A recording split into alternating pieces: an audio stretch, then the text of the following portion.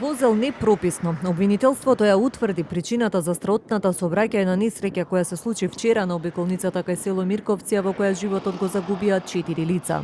76-годишниот возач на камионот не ја приспособил брзината на движење, ја пробил металната ограда и влегол во спротивната лента удирајќи во БМВ-то, пошто двете возила се запалиле, утврди истрагата.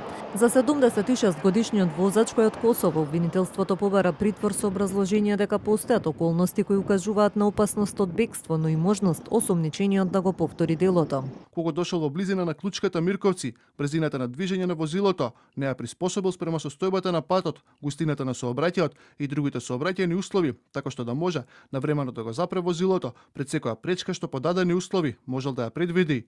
Во еден момент изгубил контрола над возилото и свртел во лево, па удрил и ја пробил металната одбојна ограда и продолжил со движење, применувајќи на коловозот од автопатот наменет за движење на возилата од спротивната насока, каде што во него со предната страна удрил автомобил од марката БМВ. Во сообраќајната несреќа животот го изгубија баритонот и првенецот на Националната опера и балет Ристе Велков на 51 годишна возраст. Загина и неговиот 20 годишен син Адам Велков и двајца негови врсници Марко Ѓоргиевски и Петар Миланов кои се возеле во возилото. Трагедијата го отвори и прашањето во јавноста околу возраста на возачот на камионот кој имал 76 години, а управува со возило.